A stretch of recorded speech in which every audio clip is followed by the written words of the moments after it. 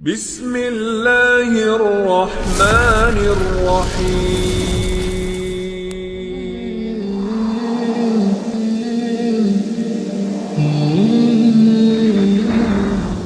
Alhamdulillah, segala puja dan puji hanya milik Allah Subhanahu wa Ta'ala.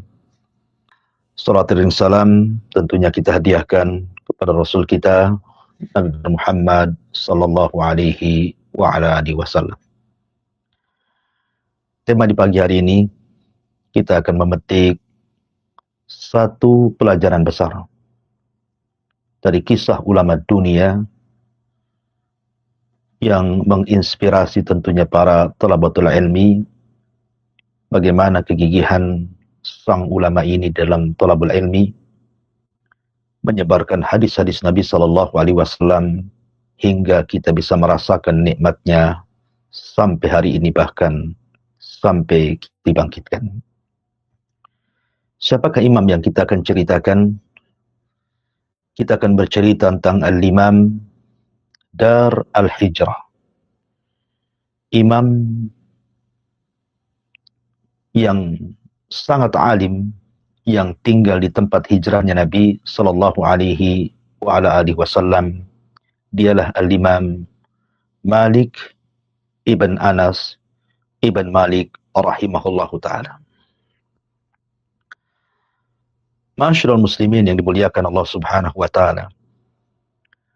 Kita tahu bahwa Allah Subhanahu wa taala berjanji dalam Al-Qur'anul Karim, "Inna nahnu nazzalna dzikra wa inna lahu lahafizun."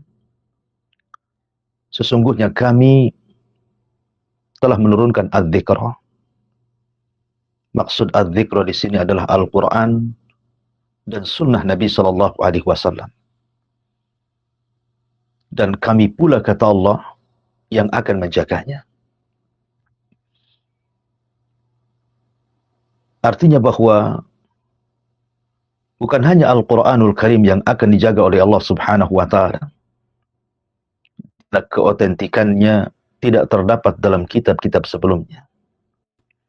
Tetapi juga Allah Subhanahu wa taala menjaga sunnah ini dengan terlahirnya para ulama yang Allah pilih untuk menjaga sunnah Nabi sallallahu alaihi wasallam. Salah satunya adalah Al-Imam Darul Hijrah. Nabi sallallahu alaihi wasallam pernah bersabda dalam hadis yang dikeluarkan oleh Imam At-Tirmidzi dengan hadis hasan, "Yushiku an yadriban nas akbadal ibili fala yajiduna a'lam min 'alimil Madinah."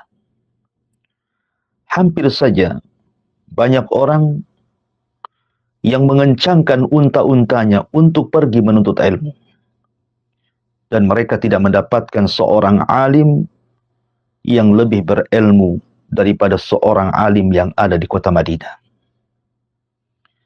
Ma'asyiral muslimin yang dimuliakan Allah Azza wa Jalla, banyak yang kemudian maksudkan hadis ini adalah isyarat kepada Al-Imam Al-Malik rahimahullahu ta'ala.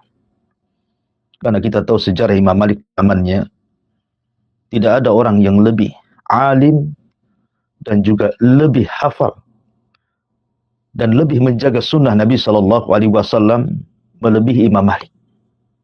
Dan itu dilihat daripada pujian para ulama setelahnya, masuk juga murid-muridnya seperti Imam Syafi'i, Imam Ahmad dan yang lainnya. Ma'asyiral muslimin yang dimuliakan Allah Subhanahu wa taala, Imam Malik lahir di permulaan abad pertama. Dia lahir pada tahun 93 Hijriah, artinya dia berada di abad pertama. Maknanya Imam Malik hidup di zaman tabi'at-tabi'in. Dan zaman tabi'ut-tabi'in artinya generasi ketiga setelah Nabi sallallahu alaihi wasallam dan sahabat Rasul, baru kemudian muncul generasi ketiga yang disebut dengan atba'at-tabi'in.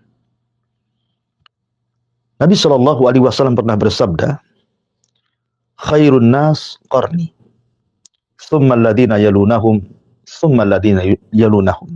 sebaik-baik manusia adalah zamanku. Artinya zaman Nabi SAW dan para sahabatnya. Kemudian zaman setelahnya para tabi'in, kemudian setelahnya para tabi'ut tabi'in.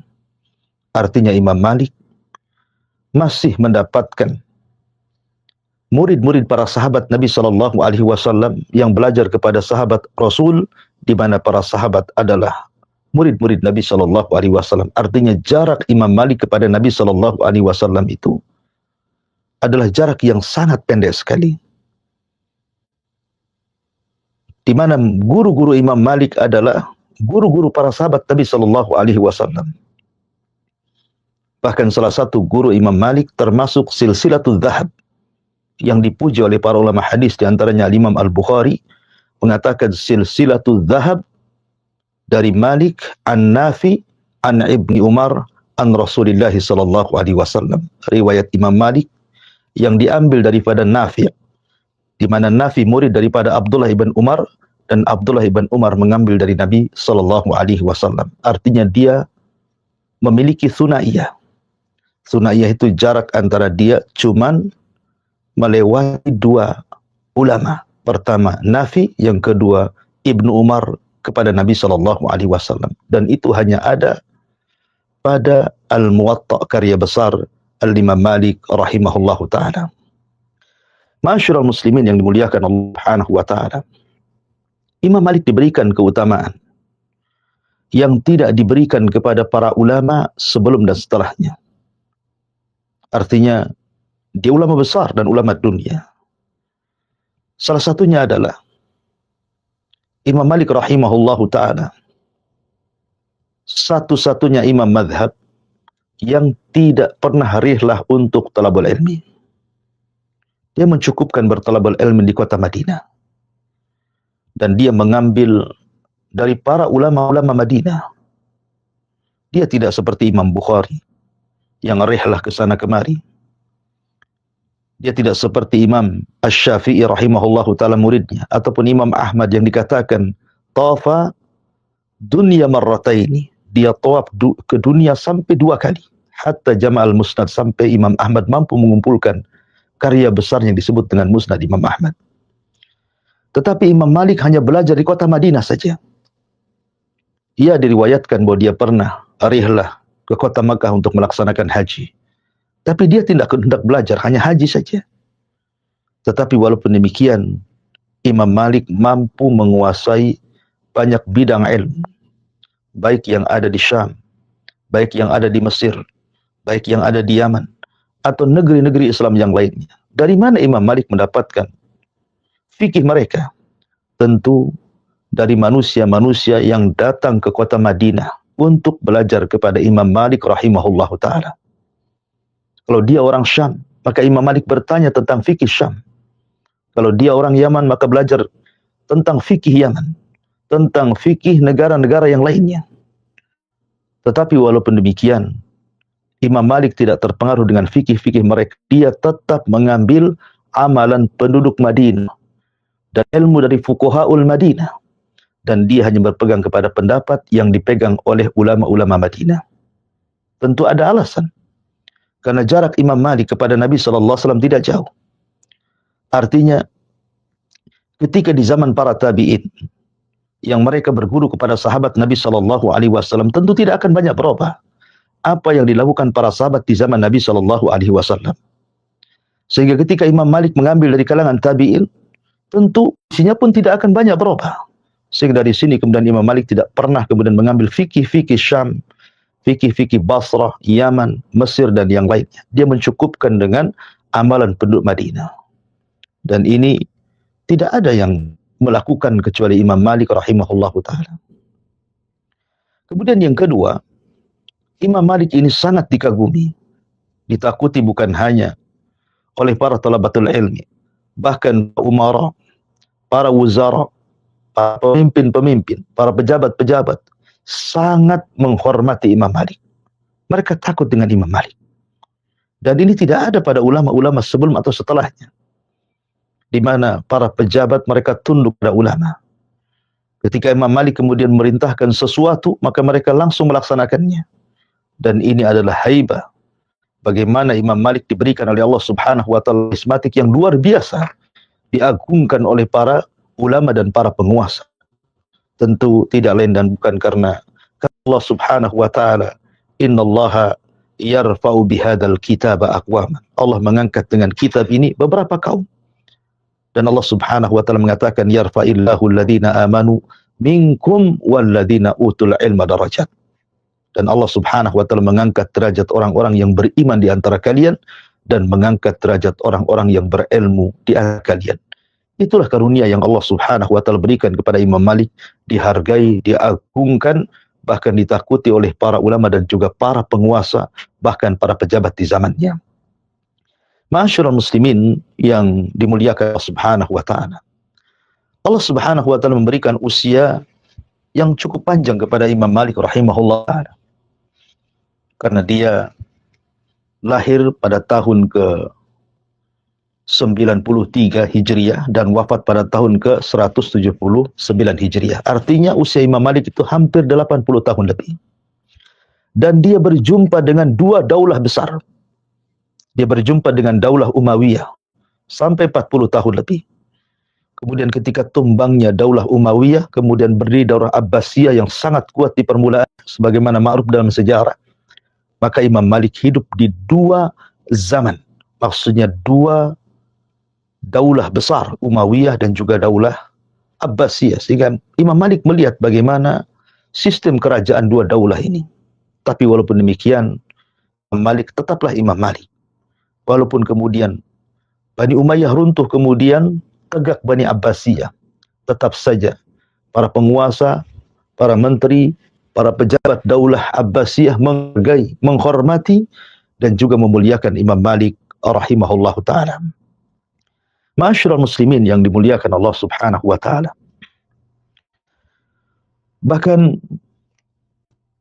dijelaskan bagaimana pujian para ulama kepada Al-Imam Malik ibn Anas rahimahullahu taala. Kita lihat saja perkataan daripada Al-Imam Asy-Syafi'i rahimahullahu ta'ala. Ma'ruf Imam Syafi'i rahimahullahu ta'ala adalah imam yang sangat besar namanya. Madhabnya tersebar di semua daerah, di semua negara. Bahkan negara kita sendiri, Indonesia adalah mayoritas madhab Syafi'i. Tahukah anda bahwa Imam Syafi'i rahimahullahu ta'ala adalah murid kebanggaan Imam Malik rahimahullahu ta'ala? Bahkan yang mendidik Imam Syafi'i rahimahullah ta'ala menjadi ulama dunia tidak lepas dari peran Malik ibn Anas rahimahullah ta'ala. Imam Syafi'i sampai mengatakan, saking kagumnya dengan Imam Malik, dia mengatakan, idza dzukiral ulama fa malikun najmu wa malikun hujjatullah ala khalqihi ba'da tabi'in. Lihat bagaimana pujian yang luar biasa dari Imam Syafi'i rahimahullah ta'ala di sini. Kata Imam Syafi'i rahimahullah ta'ala, apabila disebutkan ulama, maka Maliklah bintangnya. Apabila disebutkan para ulama, maka Maliklah bintangnya. Dan kita tahu bahwa bintang itu fungsinya salah satunya adalah untuk memberikan petunjuk kepada para musafir, para nelayan, orang-orang yang sedang melakukan perjalanan. Sebagaimana bintang itu berfungsi kemudian memberikan petunjuk bagi orang-orang yang sedang safar. Karena di zaman itu kan bersafar menggunakan unta, menggunakan perahu, terkadang belum ada kompas, belum ada Google Map istilah sekarang. Sehingga mereka hanya bisa melihat bintang. Maka Malik itulah seperti bintang. Seolah-olah memberikan petunjuk kepada manusia jalan yang terang, jalan kebenaran, jalan sunnah Nabi SAW. Dan Malik adalah hujjatullah, hujahnya Allah terhadap makhluknya setelah para tabi'in. Ini pujian yang luar biasa yang diberikan oleh Imam Syafi'i rahimahullahu ta'ala terhadap gurunya Imam Malik rahimahullahu ta'ala. Ma'asyiral muslimin yang dimuliakan Allah Subhanahu wa ta'ala. Bahkan diriwayatkan dari Abdullah ibn Salam ibn Asim, dia mengatakan, qultu li Imami Ahmad ibn Hanbal rahimahullahu ta'ala, suatu ketika aku bertanya kepada Imam Ahmad ibn Hanbal radhiyallahu an, ar-rajulu yuridu hifdzal hadithi. Wahai Imam, seseorang menghendaki untuk menghafal hadis Nabi sallallahu alaihi wasallam. Kemudian dia mengatakan fahaditsu man yahfad. Lalu kepada siapa dia harus mengambil hadis dan menghafalnya? Maka Imam Ahmad merekomendasikan dan mengatakan haditsu Malik ibn Anas. Sebaiknya orang itu datang kepada Imam Malik, belajarlah kepada dia, hafalkan hadis-hadis Nabi SAW dari dia.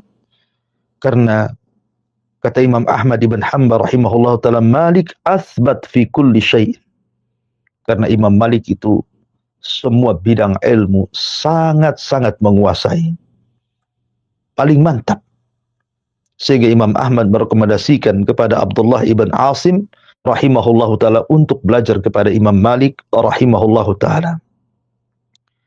Ma'asyiral muslimin yang dimuliakan Allah subhanahu wa ta'ala. Bahkan Al-Imam An-Nawawi rahimahullahu ta'ala mengatakan ajma'at tawaiful ulama ala imamati Malik wa jalalatihi wa ati siyadatihi wa tabjilihi wa tawkirihi. Kemudian Imam Nawawi sampai mengatakan sepakat para ulama tentang keimaman Imam Malik. Makanya di antara laqab Imam Malik adalah Al-Imam. Imam Malik itu punya laqab namanya Al-Imam. Jadi kita katakan Al-Imam Malik. Sebagaimana Imam Bukhari dilaqabi Amirul Mukminin fil Hadis. Ataupun Imam Ahmad digelari dengan Imam Ahli Sunnah wal Jamaah. Atau Imam Syafi'i digelari dengan Imam Nasirus Sunnah. Maka Imam Malik mendapatkan gelar Al-Imam. Al-Imam Malik. Karena tidak diragukan lagi keimamannya. Kemudian juga keagungannya, kebesarannya. Bahkan ulama banyak menghargai dan menghormati serta mengagungkan Al-Imam Malik rahimahullahu ta'ala. Ma'asyiral muslimin yang dimuliakan Allah subhanahu wa ta'ala. Imam Malik adalah satu di antara para ulama yang Allah berikan kecerdasan yang luar biasa. Kecerdasan yang jarang dimiliki oleh manusia. Tahukah Anda bagaimana sejarah kenapa Imam Malik kemudian betul-betul mengagumi ilmu? Imam Malik ini dikisahkan dalam sirah. Dia memiliki suara yang sangat indah sekali. Waktu kecil dia memiliki suara indah. Jadi dia mengagumi para biduan-biduan di zamannya. Terkadang Imam Malik menirukan mereka. Tetapi ibunya kemudian memberikan nasihat kepada Imam Malik rahimahullah dan mengatakan, wahai Malik, tahukah engkau para biduan itu, kalau seandainya muka-muka mereka tidak cantik, tidak ganteng, maka manusia akan meninggalkannya. Sebaiknya kau alihkan hobimu, kesukaanmu untuk menghafal hadis Nabi SAW daripada menghafal nyanyian-nyanyian itu. Akhirnya kemudian ibundanya Imam Malik rahimahullahu ta'ala kemudian langsung mendandani Imam Malik rahimahullahu ta'ala untuk belajar kepada Rabi'atul Ra'i. Ini salah satu gurunya Rabi'ah Ar-Ra'i ini. Ya. Dan Imam Malik banyak mengambil istifadah dari beliau. Kemudian ibundanya mendandani Imam Malik sedemikian rupa. Kemudian diantar kepada Rabi'ah Ar-Ra'i dan disuruh belajar dan mengatakan, ya Malik, ta'allamal adab qabla al-ilmi. Ta'allam al-adab qabla al-ilmi. Kau belajar adab dulu sebelum ilmu. Ini nasihat luar biasa. Ya. Ibundanya Imam Malik rahimahullahu ta'ala mengatakan belajar adab sebelum ilmu. Ya, karena talabul ilmi kalau tanpa adab seolah-olah tidak manfaat ilmunya. Bahkan adab itu 2/3 ilmu. 2/3 ilmu. Adab baru ilmu. Seperti Abdullah ibn Mubarak rahimahullahu ta'ala mengatakan, aku belajar adab 30 tahun dan aku belajar ilmu 20 tahun. Ma'asyiral muslimin yang dimuliakan Allah subhanahu wa ta'ala. Bahkan suatu ketika ayahnya Imam Malik rahimahullahu ta'ala, karena Imam Malik ini dia terlahir dari keluarga ulama. Dan kakeknya itu seorang kibarut tabi'in. Termasuk tabi'in yang senior, yang belajar kepada para sahabat Nabi SAW seperti Umar dan yang lainnya. Artinya bahwa kakeknya Imam Malik itu bukan orang biasa, orang besar, ulama besar. Walaupun ayahnya tidak ternukilkan seorang ulama, tetapi bagaimanapun ayahnya juga seorang ulama, tapi tidak dikenal. Lah Imam Malik rahimahullah ta'ala suatu ketika, karena dia suka hobi main burung, semacam merpati. Ya, mungkin dia hobinya burung merpati. Jadi terkadang terlalaikan. Jadi suatu ketika ayahnya mengatakan kepada Imam Malik sebuah pertanyaan. Sebuah pertanyaan, karena Imam Malik itu kan punya saudara, namanya Nadhr. Nadhr ini juga thalabul ilmi. Rupanya Imam Malik tidak bisa menjawab. Dan kakaknya bisa menjawab. Maka ayahnya mengatakan, ya Malik, itu gara-gara engkau terlalu terlena dengan hamamah, dengan burung merpatimu. Sebaiknya tinggalkan burung itu. Belajar kepada Al-Imam Az-Zuhri rahimahullahu ta'ala. Maka Imam Malik pun kemudian banyak berguru kepada para ulama di zamannya. Salah satu guru yang sangat mempengaruhinya adalah Al-Imam Ibnu Hurmuz rahimahullahu ta'ala. Imam dunia. Ya, Imam Ibnu Hurmuz ini. Lah Imam Malik kemudian datang kepada Imam Ibn Hurmuz. Dia datang di pagi hari, kemudian pulang di malam hari. Begitulah semangat belajarnya Imam Malik kepada Imam Ibn Hurmuz ini. Siapa di antara kita yang belajar dari pagi sampai malam? Ya. Terkadang kita jenuh. Tetapi kejenuhan itu karena kita tidak pernah mencintai ilmu. Orang kalau mencintai ilmu, maka dia tidak akan jenuh dalam belajar. Belajar apapun. Kalau dia tidak jenuh, dia sukai pelajaran itu, pasti dia akan tidak jenuh. Bahkan mungkin akan melupakan rasa lapar, haus, karena terkalahkan dengan khusyuk belajarnya. Kelezatan ilmu yang dipelajarinya. Bahkan Imam Malik itu punya siasat. Kalau seandainya ada orang yang datang kepada Imam Ibn Hurmuz ini untuk belajar, maka dia mengatakan kepada anaknya, seraya terkadang dia membawa kurma, kemudian dia memberikan kepada anaknya, Imam Ibn Hurmuz ini, nanti kalau ada yang datang mencari ayahmu, katakan dia sibuk. Imam Malik tidak berdusta. Ya, dia mengatakan seperti tidak berdusta. Ya, karena dia sedang sibuk dengan dirinya belajar. Sampai Imam Malik tidak mau ada orang yang kemudian mengganggu belajarnya. Sampai menyuruh anaknya Imam Ibn Hurmuz dengan berikan kurma dan mengatakan setiap orang yang datang hendak belajar, kata beliau, katakan ayahmu sedang sibuk. Karena semangat himam thalabul ilmi. Bagaimana semangat thalabul ilminya sang Imam Malik rahimahullahu ta'ala. Bahkan apabila dia datang ke kajiannya Al-Imam Az-Zuhri rahimahullahu ta'ala. Ma'ruf Imam Zuhri. Siapa yang tidak kenal Imam Zuhri? Imam dunia. Tidak ada orang yang lebih hafal tentang hadis Nabi SAW di zaman itu melebihi Imam Zuhri. Jadi itu gurunya Imam Malik. Sampai-sampai majelisnya Imam Zuhri, kata Imam Malik, saking penuhnya. Sampai orang naik ke atap rumahnya Imam Zuhri, saking banyaknya terkadang sebagian mereka jatuh dan menimpa sebagian yang lainnya. Itu orang dulu thalabul ilmi. Luar biasa, memenuhi thalabul ilmi. Mana zaman sekarang yang seperti di zaman dulu? Dari mana-mana datang. Mereka takut tidak kebagian tempat. Sehingga dikisahkan, kata Imam Malik, sampai orang belajar kepada Imam Zuhri itu naik ke atap-atap rumahnya. Sampai jatuh menimpa sebagian yang lainnya. Luar biasa. Ya. Jadi suatu ketika, Imam Malik rahimahullahu ta'ala dikisahkan ketika dia belajar kepada Imam Zuhri rahimahullah, artinya dia hadir di majelisnya itu, kemudian dibacakan 40 hadis atau 30 hadis. Karena zaman dulu kan imam tidak membaca. Yang membaca muridnya. Jadi Imam Az-Zuhri diam, kemudian ada orang yang membacakan hadis, apabila salah ditegur. Ya. Sekitar 30 hadis dalam satu majelis, dibacakan hadis. Kemudian dihafal oleh Imam Malik rahimahullahu ta'ala.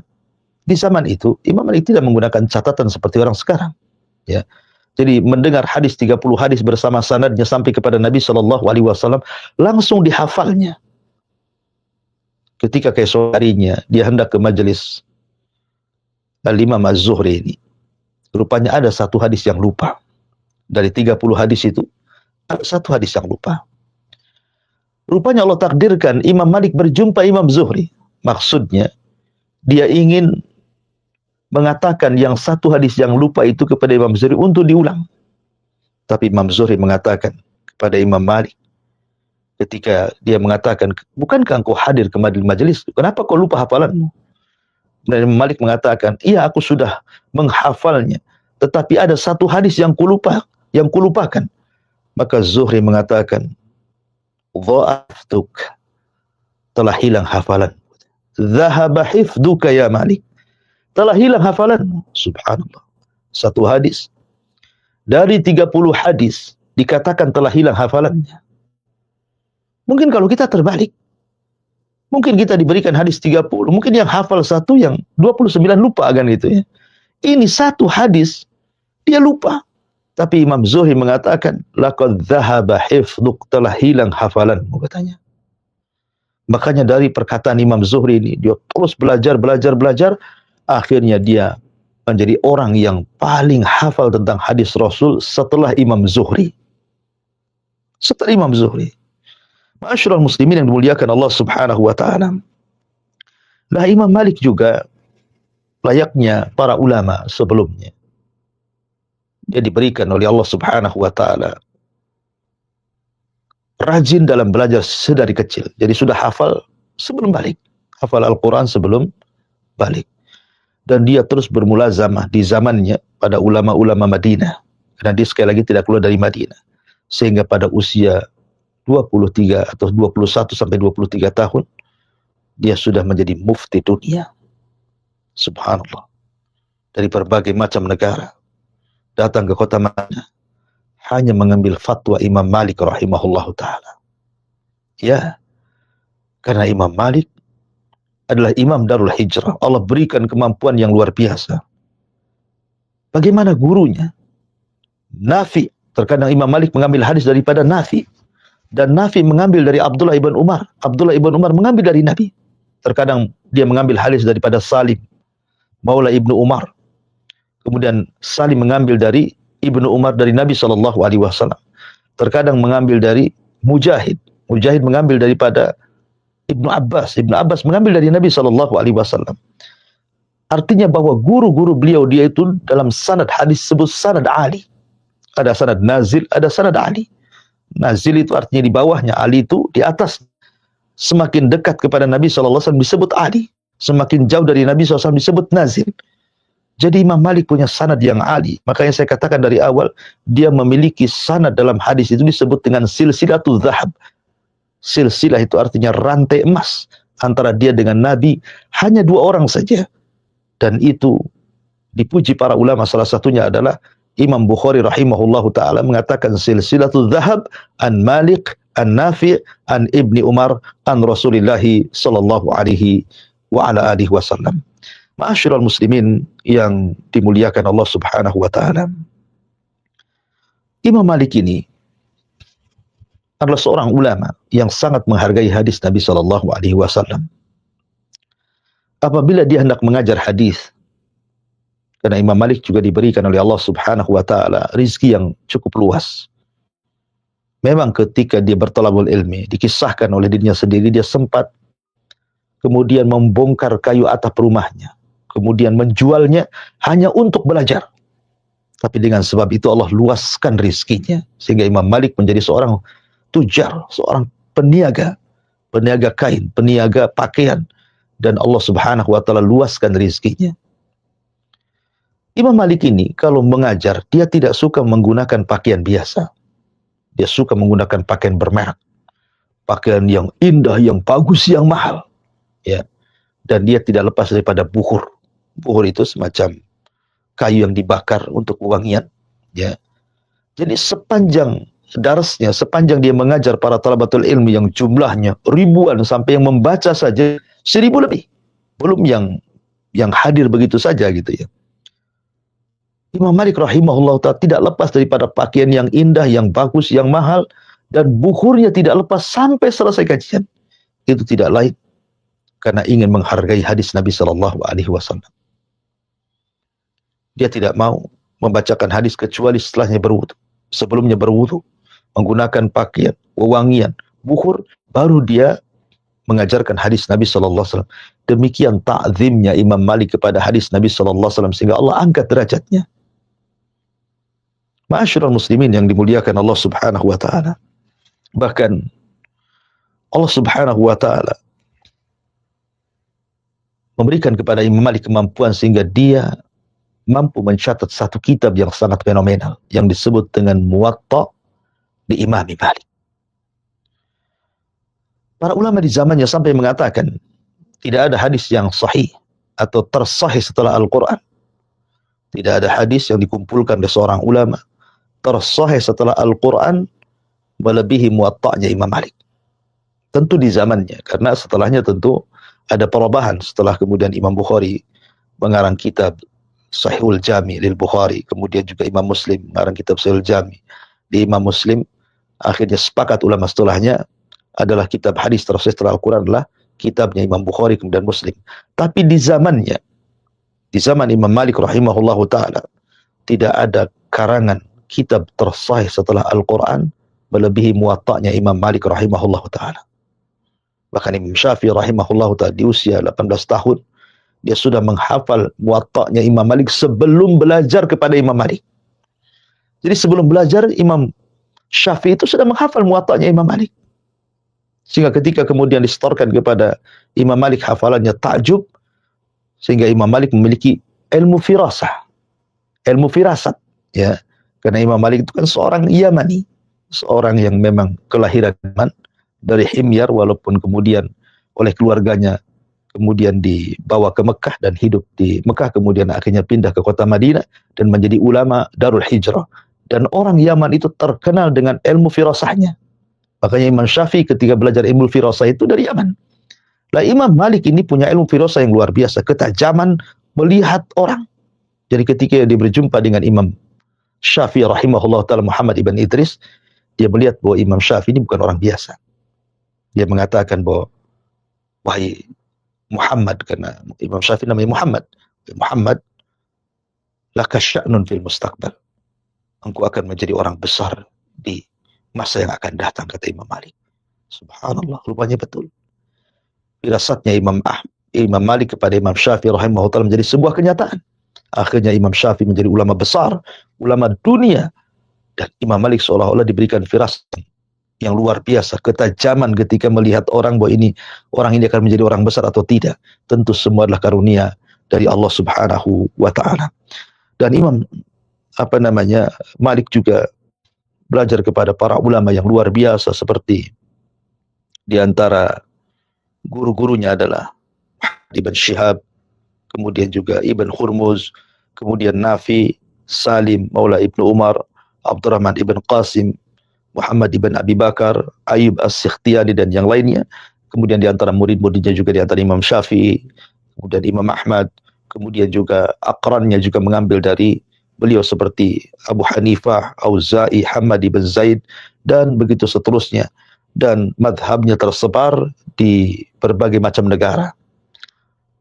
Artinya bahwa barakah madhabnya tetap Allah Subhanahu wa ta'ala jaga sampai hari ini. Walaupun madhab-madhab para ulama seperti madhab Thawri, madhab Auza'i, dan madhab-madhab yang lainnya, bukan hanya sekedar 4 madhab, itu sudah hilang dengan lekang dimakan zaman. Tetapi 4 madhab, salah satunya Malikiyah, Hanafiyah, kemudian Hambaliyah, kemudian juga Syafi'iyah, masih tetap Allah Subhanahu wa ta'ala jaga di permukaan bumi. Lah salah satunya adalah madhab Malik rahimahullah ta'ala. Untuk mengakhiri kisah ini, karena juga memang menjelaskan sebuah biografi ulama tentu tidak bisa waktu yang sangat singkat, tapi saya mengambil poin-poinnya. Imam Malik rahimahullah ta'ala pernah juga mendapatkan ujian oleh penguasa Madinah kala itu, gara-gara sebuah fatwa. Jadi suatu ketika Imam Malik ditanya tentang fatwa talak mukrah, talak yang dipaksa, talak yang dibawa ancaman, ya. Apakah itu sah atau tidak? Jadi Imam Malik kemudian memberikan fatwa bahwa talak mukrah itu tidak sah. Gara-gara fatwa ini kemudian menyebar di kalangan masyarakat Madinah dan juga sampai keluar Madinah. Lah ketika itu fatwa ini bersamaan dengan pemberontakan yang dilakukan oleh Muhammad ibn Abdullah ibn Hasan ibn Ali ibn Abi Thalib radhiyallahu an. Artinya cicitnya Nabi SAW namanya Muhammad ibn Abdullah ibn Hasan ibn Ali ibn Abi Thalib. Lah ketika itu Muhammad ibn Abdullah ini melakukan pemberontakan di zaman itu. Sehingga kemudian dikait-kaitkan dengan fatwanya Imam Malik. Jangan-jangan Imam Malik itu menguatkan tentang khurujnya pemberontakan dari Muhammad ibn Hasan ini. Karena begini, ketika Imam Malik mengatakan talak mukrah itu artinya tidak sah. Yang talak mukrah itu tidak sah. Berarti pembayatan kepada Bani Abbasiyah juga tidak sah. Karena kan Daulah Abbasiyah ini merebut dari Daulah Bani Umayyah. Jadi Bani Umayyah ditumbangkan oleh Daulah Abbasiyah. Seolah-olah kemudian talak mukrah dikiaskan kepada masalah politik. Sejak itulah Imam Malik ditangkap. Kemudian didera. Sampai akhirnya kemudian tulang sebelah sininya lepas. Sehingga Imam Malik kalau sholat, kemudian dia tidak bisa meletakkan tangan kanan di atas tangan kirinya bersedekap seperti ini karena memang di sininya patah, sehingga kalau sholat Imam Malik seperti ini, ya, irsal. Sehingga ada sebagian yang menyangka bahwa itu sunnahnya Nabi SAW yang diajarkan Imam Malik ketika sholat. Jadi ketika takbiratul ihram dia tidak meletakkan dada seperti ini, tapi begini, ya. Mereka tidak tahu bahwa ini karena Imam Malik patah sebelah sininya, dia tidak bisa mengangkat tangannya. Sebab pendapat Imam Malik sendiri tentang masalah meletakkan tangan kanan di tangan kiri ketika sholat itu sunnah. Bahkan diletakkan hadis dalam kitab Muwatta. Ya, sampai sedemikian ujian para ulama dari penguasa. Ya, wallahu a'lam, ini mudah-mudahan jadi inspirasi bagi kita tentang tokoh besar dalam Islam Imam Malik Darul Hijrah, dan menambah semangat kita untuk bertolabul ilmi. Bersyukur kita tidak seperti mereka harus belajar ke sana kemari. Kitab-kitab para ulama sudah dicetak, tinggal kita baca, kita pelajari, dan kita dimudahkan semuanya oleh Allah Subhanahu wa taala. Imam Dhahabi rahimahullahu taala mengatakan bahwa kana waqi asmaran dhakhman saminan. Waqi ini kulitnya agak gelap, kemudian besar dan gemuk. Orangnya besar, gemuk, agak hitam. Suatu ketika Waqi ini datang dari Kufah Syam menuju Mekah, dan badannya sudah gemuk. Artinya tidak ada aib seorang ulama itu gemuk. Karena terkadang ada orang yang mencacati seorang alim itu karena dia gemuk gitu ya. Apa salahnya dengan gemuk? Masa ustadz gemuk gitu? Wah, ini pasti itu gitu. Gitu ya. Iya. Maka buktinya Waqi bin Jarrah ini gemuk orangnya. Besar, gemuk gitu ya. Sampai dia berjumpa dengan Fudail ibn Iyadh. Fudail ibn Iyadh, ma'ruf qadhi, berjumpa pula di Mekah. Sama-sama melaksanakan haji. Fudail bin Iyadh sempat mengkritik karena gemuknya badan Imam Waqi ini. Apa katanya Fudail? Ma hadas sam wa anta rahibul Iraq. Kenapa badanmu gede begini padahal engkau adalah seorang rahibnya orang Irak? Artinya rahib ini karena dikenal Waqi ini ahli ibadah. Jawabannya Waqi, hada min farahi bil Islam. Ini karena senangnya hatiku terhadap Islam. Makanya senang itulah yang menjadikan badanku gemuk. Maka Imam Zahabi rahimahullahu ta'ala memberikan catatan bahwa salah satu seseorang menjadi besar badannya itu karena ketenangan hati, bukan karena banyak makan. Orang banyak makan, banyak pikiran, stres, kurus dia ya. Tapi orang senang hatinya, makannya sedikit, gemuk jadi badan tuh. Intinya bahwa gemuk itu bukan aib, bukan cacat. Buktinya Waqi' ibn Jarrah seorang alim ulama besar di zaman itu, ya gemuk juga badannya. Bahkan Muawiyah bin Abi Sufyan lebih gemuk lagi. Saking gemuknya tidak bisa khutbah berdiri dia. Duduk, ya kan? Karena besar badannya. Ma'asyiral muslimin yang dimuliakan Allah Subhanahu wa taala. Taib, kita masuk siapa Waqi' ibnul Jarrah ini. Waqi' namanya Waqi' ibnul Jarrah ibnu Malih Ar-Ru'asi. Kunyahnya Abu Sufyan Al-Kufi. Dia lahir pada tahun 129 Hijriah. Dan ayahnya ini seorang bendaharawan negara di zaman Khalifah Harun Ar-Rasyid. Jadi ayahnya ini seorang ulama besar, ulama hadis, sama dengan Waqi' ibnul Jarrah anaknya, ulama hadis. Ya kan? Lah, karena dia seorang alim ulama, muhaddisin, dekat dengan Harun Ar-Rasyid. Kedekatan ayahnya dengan Harun Ar-Rasyid itulah menjadikan Harun Ar-Rasyid mengangkat ayahanda Waqi' ibnul Jarrah menjadi bendaharawan, atau mungkin bahasa kitanya menteri keuangan di zaman Khalifah Harun Ar-Rasyid. Dia yang kemudian menjadikan keluar masuknya harta ke Baitul Mal ataupun baitu amwalil muslimin. Itu ayahandanya Waqi' ibnul Jarrah. Lah Waqi' ibnul Jarrah ini adalah ulama besar karena memang guru-gurunya juga bukan kaleng-kaleng. Ya. Dia belajar kepada Imam A'mash. Dia belajar kepada Imam Auza'i. Dia belajar kepada Imam Malik Ibn Anas. Dia belajar kepada Sufyan Ats-Tsauri.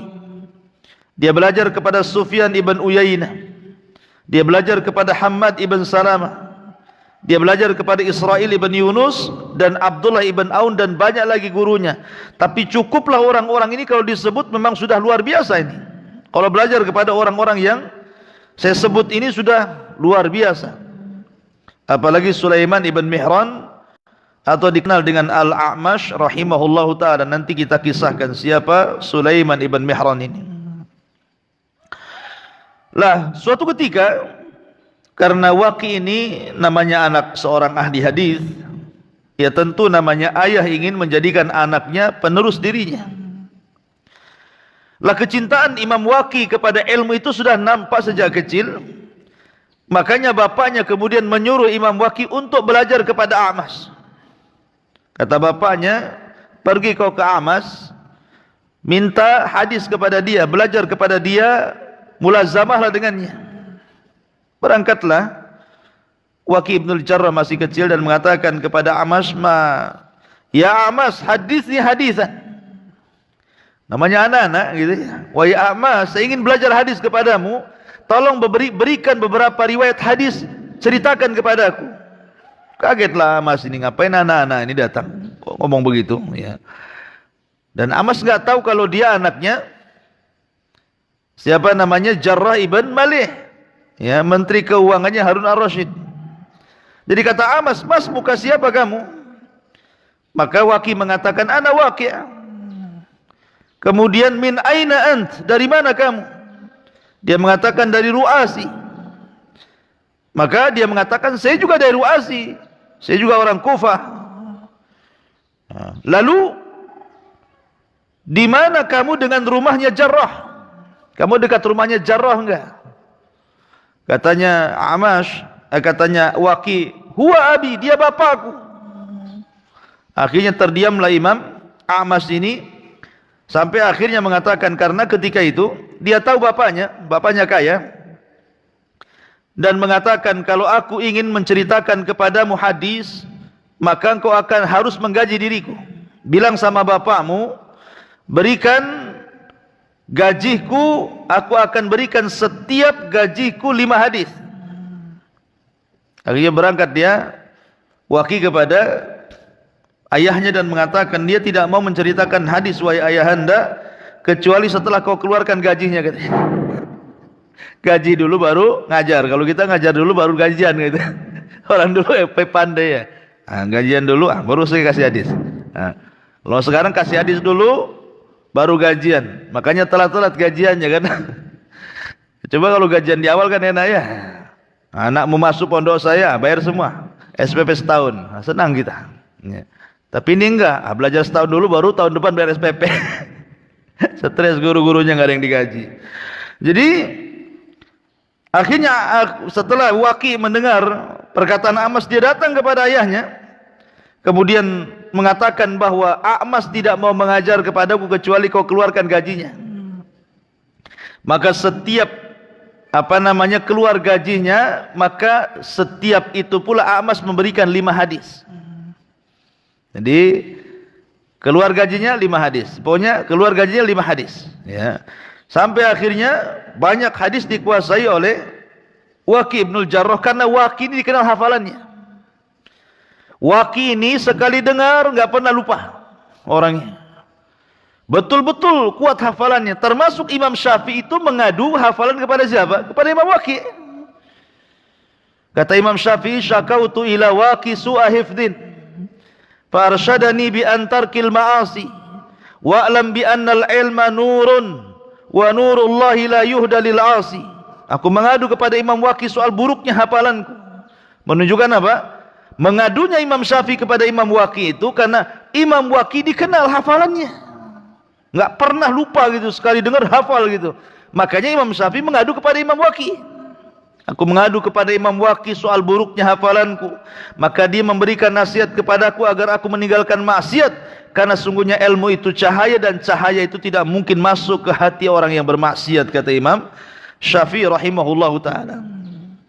Akhirnya setelah dia belajar kepada Sulaiman ibn Mihran ataupun Al-A'mash ini, mulailah dia belajar kepada guru-guru yang lain yang saya sebut tadi, Sufyan Ats-Tsauri, Sufyan ibn Uyainah, kemudian Malik ibn Anas, dan begitu seterusnya. Lah kita tahu bahwa madrasah yang paling besar yang ada di Kufah itu, yang menempa orang-orang menjadi ulama besar, ulama-ulama hadis di Kufah itu adalah madrasahnya siapa? Madrasahnya Abdullah bin Mas'ud radhiyallahu anhu. Abdullah ibn Mas'ud inilah yang mengasas di Kufah sehingga melahirkan murid-murid, dan murid-muridnya melahirkan murid-murid, murid-muridnya melahirkan murid-murid, sehingga banyak ulama tersebar. Jasanya siapa? Abdullah bin Mas'ud radhiyallahu anhu. Dia yang memulai karir, kemudian mendidik orang-orang Kufah sehingga melahirkan banyak ulama. Lah kita tahu bahwa Abdullah bin Mas'ud radhiyallahu anhu ini adalah orang yang paling mirip Nabi sallallahu alaihi wasallam di dalam hadihi wa samtih, kata ulama. Orang yang paling meniru Nabi dalam segala hal. Dalam segala hal ditirunya oleh Abdullah bin Mas'ud itu Nabi sallallahu alaihi wasallam. Ya, baik akhlaknya, baik perilakunya, dan begitu seterusnya.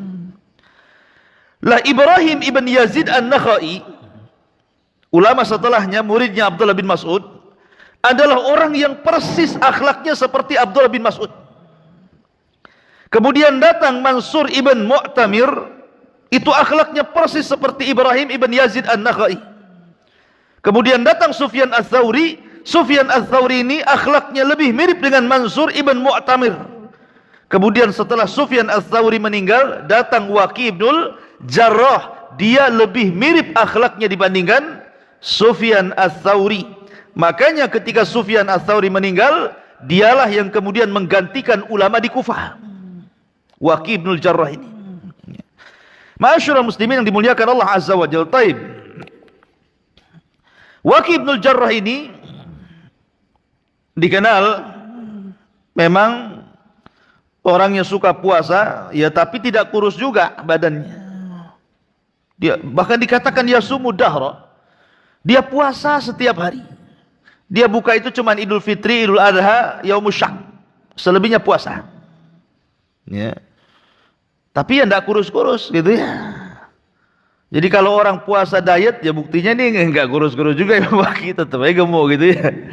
Karena memang yang menjadikan gemuk itu hati senang. Kalau hati susah, banyak makan pun kurus. Lah, Imam Waqi ini terkenal puasa yang cukup lama dan dia selalu membaca Al-Quran sebelum tidur. Sebelum tidur dia baca Al-Quran, sulusul Quran, minimalnya sepertiga Quran dia baca setiap mau tidur. Jadi setiap sebelum tidur dia baca Quran, sepertiga Al-Quran sudah dibaca baru dia tidur. Nanti dia terbangun tengah malam, maka dia kemudian melanjutkan bacaan Al-Quran sehingga dalam seminggu itu berkali-kali khatam. Waqi Ibnul Jarrah ini, ya, dalam seminggu itu bisa 2-3 kali khatam Al-Quran. Dan begitulah para ulama, ya, ihtimam mereka dengan Al-Quran luar biasa. Lah suatu ketika ikhwatu fillah muliakan Allah Azza wa Jal, bahwa Imam Waqi Ibnul Jarrah ini, ingat Imam Waqi ini orangnya serius, dia tidak bisa bercanda. Jadi kalau dia membuka majlis ilmu seperti ini, seolah-olah murid-murid itu satu nafas. Kalau ada yang gerak saja satu, maka dia langsung keluar ambil sendalnya pulang. Kalau ada murid-muridnya, ada yang batuk, ada yang bergerak, penanya jatuh, kedengaran saja sama Waqi Ibnul Jarrah, maka dia langsung bangkit, ambil sandal, pulang. Nggak ngaji kita. Coba bayangkan. Oh, di zaman sekarang, ya, diterapkan Waqi Ibnul Jarrah ini nggak ada kajian tuh sampai kiamat. Orang ngaji bawa anak kan. Ributnya bukan main, gak karu-karuan. Nggak ribut bapaknya, ribut anaknya, nggak ribut anaknya, ribut istrinya kan itu. Tak apa-apa, nggak ribut orangnya, handphonenya ribut. Nah, jadi orang sekarang nggak seperti orang dulu. Memang orang dulu serius, seolah-olah satu kajian itu satu nafas gitu. Kalau ada yang dengar gerak sedikit saja, makanya orang dulu itu serius. Ambil pena, ambil buku gini, catatnya. Nggak peduli orang sekitarnya. Oh, gitu ya. Makanya banyak yang berhasil muridnya Waqi Ibnul Jarrah itu menjadi ulama besar. Karena majlisnya seperti itu ketatnya. Ya. Lah, Waqi Ibnul Jarrah ini, dia memiliki keistimewaan di hadapan Harun Ar-Rasyid karena memang ayahandanya sendiri dihormati Harun Ar-Rasyid. Diminta berkali-kali untuk jadi qadhi, tapi dia tak mau. Berkali-kali diminta, sudahlah kau jadi qadhi saja di Kufah. Dia tidak mau. Hanya alasannya bahwa penglihatanku kabur, tidak bisa saya jadi qadhi. Sampai berkali-kali dia meminta kepada Harun Ar-Rasyid untuk tidak dijadikan qadhi. Akhirnya Harun Ar-Rasyid paham, memang dia enggak mau. Jadi begitu para ulama, ya. Mereka kalau dijadikan hakim itu enggak mau. Kalau zaman sekarang kan rebutan tuh jadi hakim. Apalagi hakim agung, ya. Masyarul muslimin yang dimuliakan Allah Azza wa Jalla. Lah suatu ketika masa-masa belajar Imam Waqi ini, dia sedang catat hadis. Habis pula penanya. Kemudian di sampingnya ada pena nganggur punya kawannya, main ambil saja, kemudian dicoret-coret dia. Ya. Selesai kajian dibalikin lagi tanpa izin. Ya. Tanpa izin karena memang orang nggak sadar gitulah. Orang lagi belajar serius gitu kan, tahu-tahu habis penanya. Jadi nggak sadar main ambil aja yang pena di sekitar, kemudian terus sampai selesai kajian. Baru setelah dia pulang ke rumah sadar, oh iya juga. Tadi pena orang saya pakai katanya. Saking nggak sadar gitu. Gosop bahasa kitanya, ya. Akhirnya kemudian dia pulang, dia minta kepada ayahnya uang beberapa dinar. Didatangi orang yang punya pena dicari. Habis itu diganti dengan beberapa dinar yang kalau dia beli 100 pena bisa. Karena dia sudah memakai pena tanpa izin seperti itu. Kemudian juga kita tahu bahwa mazhabnya Waqi Ibnul Jarrah ini lebih banyak terpengaruh dengan mazhab Hanafiyah. Mazhab Hanafi, karena maklum di Syam, ya. Sehingga selalu bermasalah, berselisih dengan Sufyan ibn Uyainah yang ada di Mekah. Karena kita tahu bahwa lebih dekat kepada mazhab ahli hadis gitu dengan Malikiyah sana kan. Sementara Syam ini kan Hanafiyah. Jadi ada cekcok antara Waqi Ibnul Jarrah dengan Sufyan ibn Uyainah dan ulama Mekah khususnya. Karena kita tahu mazhab Hanafi beda cara pandangnya di zaman itu. Jadi sebab inilah akhirnya Waqi Ibnul Jarrah ini mendapatkan mihnah, ujian besar, hampir dibunuh. Jadi suatu ketika dia haji, Ketika haji itu berkumpullah orang-orang Mekah. Kesalahannya satu, Waqi' bin Jarrah ini. Dia meriwayatkan hadis Nabi SAW yang hadisnya itu adalah palsu. Ya, dhaif mungkin ya. Hadisnya dhaif. Artinya tidak sampai kepada dia tentang ilmu hadis itu. Dia sangka hadis itu sahih. Tapi menurut orang-orang Mekah itu hadis itu lemah. Bahkan hadis itu membahayakan, cenderung menghina Quraisy. Jadi ketika dia membacakan hadis itu, marah orang-orang Quraisy itu. Akhirnya kemudian mereka meminta kepada Utsmani yang menjadi gubernur Mekah kala itu agar menangkap Waqi' bin Jarrah dan membunuhnya karena dia sudah jadi zindik katanya. Betul-betul ditangkap Imam Waqi' ini. Ditangkap, dimasukkan ke penjara. Kemudian setelah digodok pasal-pasal tertentu yang cocok untuk diterapkan kepada Imam Waqi', keluarlah putusan bahwa Imam Waqi' harus dibunuh. Maka disiapkan satu tiang gantungan, mau disalib, gitu ya. Lah mendengar bahwa Waqi' bin Jarrah ini mau disalib, mau dihukum oleh Khalifah Utsmani, Gubernur Utsmani yang memimpin Mekah kala itu, Sufyan ibn Uyainah ini mendengar. Padahal Sufyan ibn Uyainah dengan Imam Waqi' ini selalu gaduh, pendapatnya selalu berlainan, gitu kan. Maka beranjaklah Sufyan ibn Uyainah ini datang kepada Khalifah Utsmani dan mengatakan, salah apa Waqi', kenapa kalian akan gantung dia? Kata Khalifah Utsmani, menurut Fulan bin Fulan, para ulama kita, dia sudah menyimpang, dia sudah meremehkan orang-orang Quraisy, bahkan dia meragukan tentang Rasulullah, dia zindik, patut untuk dibunuh, hukuman mati. Kata Waqi' bin Jarrah, dia menjelaskan kepada Khalifah Utsmani dan mengatakan, ya Khalifah, Anda tidak tahu siapa Waqi'. Waqi' itu adalah Syekhul Islam, Imamul Kufah. Dia adalah Syekhul Islam, imamnya orang-orang Kufah. Lau halakal Waqi' halakal Kufah. Kalau seandainya orang ini hancur, hancurlah orang Kufah. Dia orang satu-satunya yang alim di Kufah. Bebaskan dia. Kata Utsmani, tidak bisa. Saya sudah putuskan dia harus mati. Akhirnya dijelaskan sama Sufyan ibn Uyainah ini, ya Khalifah, kamu tidak tahu bapaknya Imam Waqi' itu siapa? Dia adalah Menteri Keuangan, orang dekatnya Harun ar-Rasyid.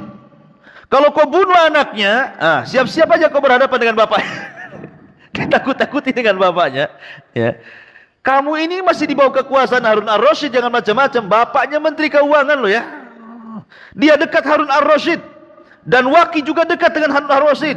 Kalau mereka dengar kau bunuh Waqi', masalah kamu jabatanmu. Wow, baru pusing dia dengar gitu kan. Dia baru tahu siapa Al-Waqi' bin Jarrah ini. Mikir, akhirnya nggak jadi. Takut kekuasaannya digoyang. Kemudian dilepas. Ya. Ketika dilepas itulah para ulama yang tidak cocok dengan dia marah kepada Khalifah Utsmani. Kenapa kau lepaskan si zindik itu, macam-macam ceritanya. Dan subhanallah, memang para ulama itu ada saja ujiannya. Akhirnya Sufyan ibn Uyainah mengatakan, fir wala ta'ud. Lari, jangan kau balik lagi ke sini, katanya. Ya, katanya, lari, jangan kau balik lagi ke sini. Fir wala ta'ud. Suruh pulang ke Kufah, jangan balik lagi. Dari situlah maka akhirnya dia dipersulit untuk haji. Karena tahu dia ada kasus di Mekah ya. Sampai suatu ketika pernah haji sekali lagi, tapi setelah itu di perjalanan kemudian dia meninggal dunia. Ma'asyiral muslimin yang dimuliakan Allah Azza wa Jalla. Adapun di antara pujian para ulama, di antaranya adalah dikatakan oleh Muhammad ibn Sa'ad, kana thiqatan ma'munan aliman rafi'an kathiral hadis hujjatan. Beliau Imam Waqi' itu seorang yang thiqah, terpercaya riwayatnya, seorang alim, tinggi kedudukannya, banyak riwayat hadisnya dan dijadikan hujjah. Kemudian juga dikatakan oleh Imam Qa'nabi. Semalam kita sudah tahu siapa Imam Qa'nabi, muridnya Imam Malik. Dan riwayat Muwatta yang paling sahih adalah dari Qa'nabi dari Malik. Abdullah ibn Maslamah namanya, Al-Imam Qa'nabi, dan dia jadi gurunya Imam Bukhari kan. Imam Bukhari mengambil riwayat daripada Imam Qa'nabi karena dia muridnya Imam Malik. Apa kata Imam Qa'nabi? Kunna inda Hammad ibn Zaid sanata sab'in wa kana indahu Waqi', falamma qama qalu hadha rawiyati Sufyan, faqala hadha in syi'tum arjah min Sufyan. Kata Qa'nabi, kami waktu duduk bersama Hamad ibn Zaid, maka ketika kemudian Waqi ketika itu berada di situ, kemudian pergi dari majelis. Orang-orang pun memuji Imam Waqi dan mengatakan, dialah rawinya Sufyan. Atau kalau kalian mau katakan, dia lebih baik dibandingkan Sufyan. Bayangkan orang-orang sampai mengatakan dia lebih baik daripada Sufyan. Kemudian Yahya bin Ma'in mengatakan, wallahi ma ra'aitu ahadan yuhadditsu lillah ghaira Waqi'. Demi Allah, aku tidak melihat seseorang pun yang menceritakan hadis karena Allah kecuali Waqi'. Wa ma ra'aitu rajulan ahfad min Waqi'. Aku tidak melihat orang yang paling hafal kecuali Waqi'. Wa Waqi'u fi zamanihi kal Auza'i fi zamanihi. Kedudukan Waqi' di zamannya persis seperti Imam Auza'i di zamannya. Kemudian juga dikatakan oleh Abdul Razak, ra'aitu Thawriyya wa ibn Uyainata wa Mu'ammaran wa Malikan wa ra'aitu fama ra'at aynayya qad mithla Waqi'. Aku sudah melihat Sufyan Ats-Tsauri, katanya Abdul Razak. Aku melihat Ibnu Uyainah, aku melihat Mu'ammar, aku melihat Imam Malik, aku melihat fulan. Sungguh ketika aku melihat Imam Waqi', aku tidak pernah melihat semisalnya. Luar biasa itu pujiannya ya. Kemudian juga dikatakan anaknya Imam Ahmad, Abdullah ibn Imam Ahmad, Abdullah ibn Ahmad ibn Hanbal, sami'tu abi, aku mendengar bapakku ngomong, kana Waqi' hafidhan ma ra'aitu mithlah. Adalah Waqi' orang yang paling hafid, paling mantap hafalannya, dan aku tidak pernah melihat seperti dia. Bahkan dijelaskan oleh Jarir, dia berkata, ja'ani Ibnul Mubarak. Ibnul Mubarak datang kepadaku, fakultu lahu, dan aku katakan kepadanya, ya Aba Abdurrahman, man rajul al-Kufatul yaum, siapakah ulama Kufah hari ini? Fasakat. Maka Abdullah bin Mubarak pun diam. Thumma qal, kemudian dia mengatakan, Waqi' ibnul Jarrah. Kamu ingin tahu ulama Kufah hari ini? Dialah Waqi' ibnul Jarrah. Kemudian juga dijelaskan di antara hafalannya, kenapa dipuji oleh para ulama hafalannya itu? Karena banyaknya para ulama yang mengatakan seperti itu. Di antaranya adalah dari Ali ibn Hashram, ma ra'aitu biyadi Waqi' kitaban qat. Aku tidak pernah melihat Imam Waqi' itu kalau belajar bawa buku. Persis kayak antum. Kalau belajar nggak bawa buku gitu ya. Tapi karena dia itu sekali dengar langsung hafal, nggak ada masalah kan gitu. Kalau kita kan sekali dengar langsung keluar, masuk telinga kanan, keluar telinga kiri, bahkan masuk telinga kanan, keluar dari telinga kanan, mental karena ngantuk gitu ya. Jadi itulah Imam Waqi', karena kuatnya hafalan, dia nggak pernah bawa buku sama sekali, karena dia kuat hafalannya. Katanya Ali ibn Hashram, ma ra'aitu biyadi Waqi' kitaban qat, innama huwa hifdhun, sesungguhnya yang dibawa dia adalah hafalan. Fasa'altuhu an adwiyatil hifdi, aku tanya, katanya Ali bin Hashram, apa kunci hafalannya? Maka Imam Waqi' mengatakan, tarkul ma'asi, tinggalkan maksiat, maka itu kunci hafalan. Kemudian juga dikatakan Yahya bin Ma'in, ma ra'aitu ahfad min Waqi', aku tidak melihat orang yang paling hafal dibandingkan Waqi'. Ishaq ibn Rahawai, seorang alim ulama Syafi'i, mengatakan, hifdhi wa hifdhu ibnil Mubarak wa hifdhu Waqi', kalau kusamakan hafalanku, kemudian hafalan Ibnu Mubarak, kemudian hafalan Waqi', sungguh Waqilah orang yang paling hafal di antara kami semua. Itu pengakuan Ishaq ibn Rahawai ya. Luar biasa. Kemudian di antara adab dan karamnya dijelaskan oleh Sa'ib, Dia mengatakan, jalastu Waqi' ibn al-Jarrah sab'a sinin. Aku sudah duduk bersama Waqi' itu berapa tahun? 7 tahun. Fama ra'aituhu, maka aku tidak pernah melihat, wallahi hasatun biyadi. Wa ma ra'aituhu jalasa majlisa fataharraka. Wa ma ra'aituhu illa mustaqbilal qiblah wa ma ra'aituhu yahlif billah. Aku tidak pernah melihat dia menggoyang-goyangkan tangannya main-main. Aku tidak pernah melihat dia duduk kemudian bergerak sana sini. Aku tidak melihat kecuali menghadap kiblat. Aku tidak melihat dia suka bersumpah dengan Allah. Dia kalau sudah ngajar kayak patung. Qala haddatsana qala kaku gitu ya. Ya. Tapi begitulah Imam Waqi'. Kemudian juga diriwayatkan dari Waqi', ada seorang laki-laki aghlab lahu fadakhala baitah fa'afara wajhahu thumma kharaja ila ar-rajul faqala zid waqi'an bi dhanbihi falaulahu ma sallattu alaihi. Jadi suatu ketika Imam Waqi' dicela-cela. Ada orang marah-marah depan rumahnya, dimaki habis, samun habis, dimaki semuanya, kata-kata enggak enak semua keluar. Imam Waqi' hanya mandang orang itu. Sudah. Ya. Dia mengatakan, wallahi demi Allah, ma tasubbuni illa min ajli dzambi. Aku demi Allah, kau tidak mencelaku kecuali karena dosaku. Zid, kalau gitu tambah celaanmu kepada aku. Ya. Aku tahu tidaklah kau mencela aku kecuali karena dosaku. Kalau gitu kau tambah celaanmu kepada aku. Cela lagi, enggak apa-apa. Ngomong terus. Coba ada nggak orang kayak gitu ya?